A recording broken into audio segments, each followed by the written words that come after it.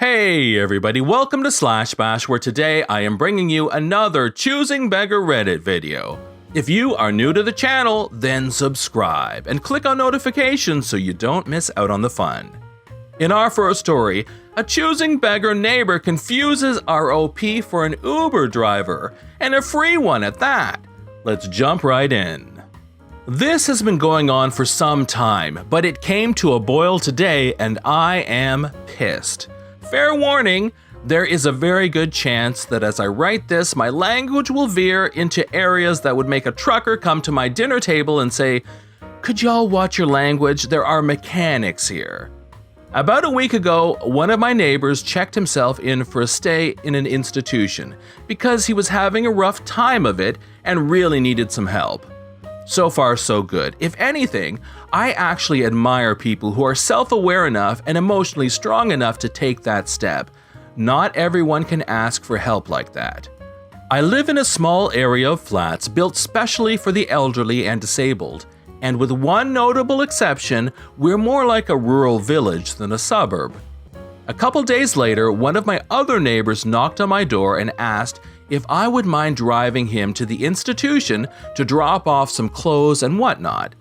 I was a little unsure at first. It's over an hour away and money is crazy tight at the moment, but he offered to cover the diesel and so I agreed. I'm not especially close with any of these people, but if I'm going to the supermarket, I will knock on a few doors, especially if I know someone is having a flare-up. So far, so good, right? But if stuff was that easy, I wouldn't be here, now would I? Yesterday, he came knocking on my door, ostensibly to make sure we were still on. Silly me. This was where I find out that he is now planning on bringing his missus as well. I get on pretty well with her, but with my anxiety issues, I really don't like sudden changes to my plans. And it gets better.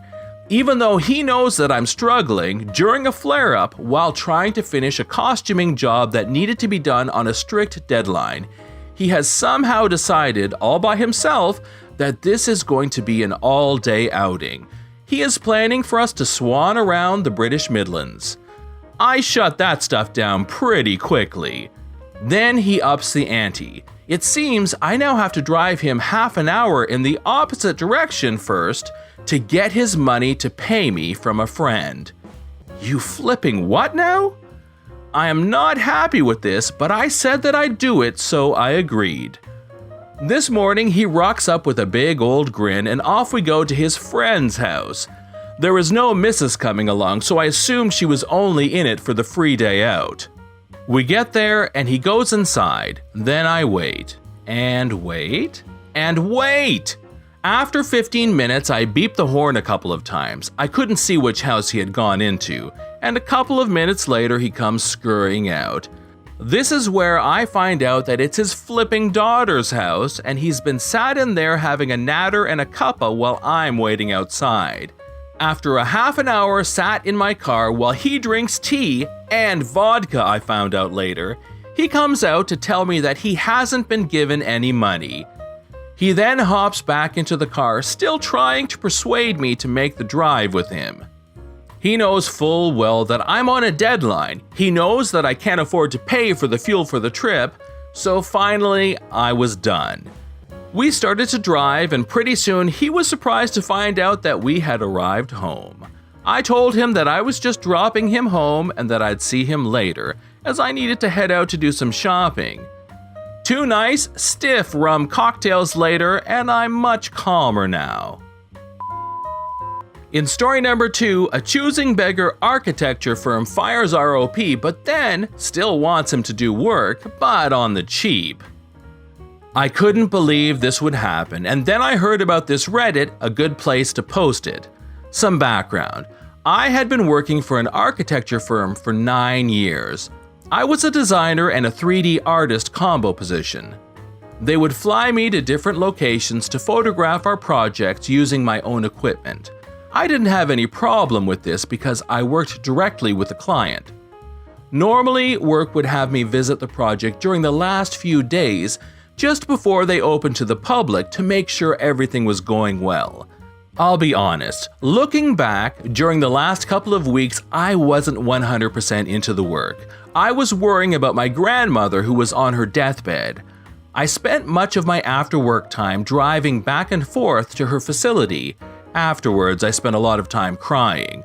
I did this 3 times a week and each weekend for 2 weeks. When my grandmother passed away, I asked for the 3 days off. My state allows time to grieve, and I took 1 extra vacation day to help my family set up and go to her funeral. The architecture firm decided the day I came back, a Monday, to lay me off. The office manager brought me into their office and told me that during the last few weeks, I hadn't been putting in the work. Even though I told them about the situation with my grandmother passing away that I had been dealing with, they still chose to lay me off. Here comes the choosing beggar part. I'm now collecting unemployment insurance and looking for a new job within the industry. I get a phone call from the manager that just fired me. I thought they were calling me to come back or something. Instead, he had the nerve to ask me to photograph a project locally that I had designed. What an insult. They would pay me $25 total for all the photographs. I just hung up the phone on him. What a joke. Afterwards, I managed to speak with the client directly. They were happy for me to do the job, so I got the photographs for my own portfolio. Later, I got a managing job at another firm, and when I started there, I was able to bring over some of the clients to that firm after they had heard my story. It turns out that some clients don't like to hire jerks to work on their projects. In story number 3, a lying choosing beggar ends up paying more than he bargained for. Just a small choosing beggar story, but it pleased me how it worked out. My mother-in-law was downsizing and had a decent office chair to get rid of, fully adjustable with lumbar support and all that jazz. If I'm honest, I really wanted it, but I don't have an office or study or anywhere to put it. My desk is my dining room table. She was originally going to drop it off at a charity shop, but they couldn't take it as they don't have fire tags. In the UK, a charity shop can't take furniture with any type of upholstery on them without a safety tag on it to show it is fire retardant.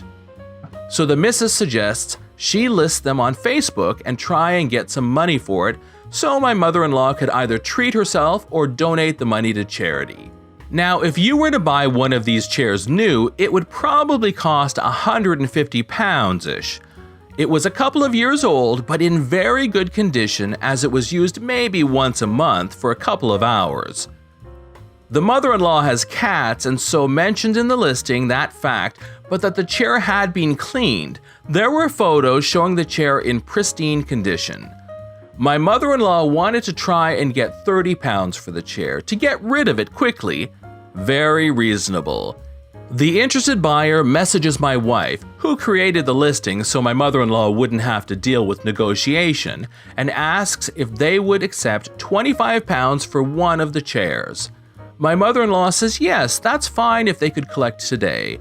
So my wife passes this on and asks, when will you come and collect? A time was set for collection later in the day and all was well.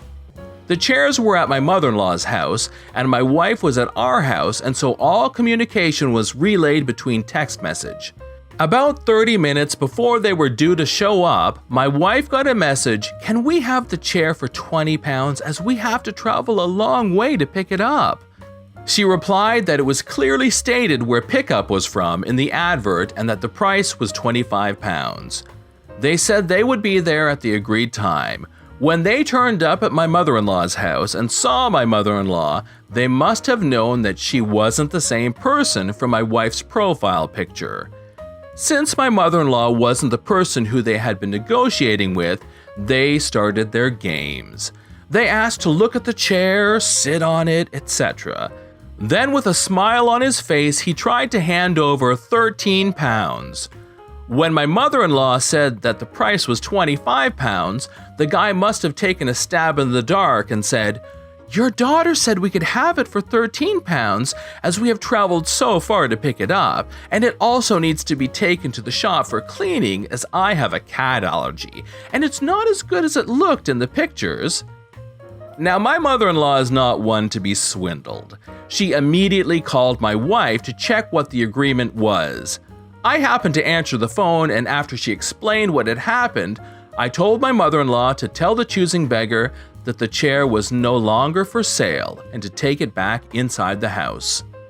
The choosing beggar, seeing his discount chair being pushed back into the house, then offered to pay £20, saying, "£20 is all I have," and then offered the previously agreed £25 for the chair. I was still on the phone at this point and could hear what my mother-in-law was saying, but not what the choosing beggar was saying.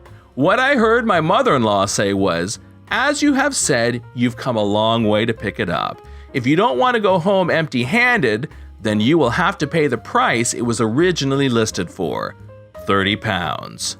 I like to imagine that choosing beggar stood there with unhappy emotions flashing over their conniving face, hopefully learning a lesson about the importance of honesty and integrity when negotiating.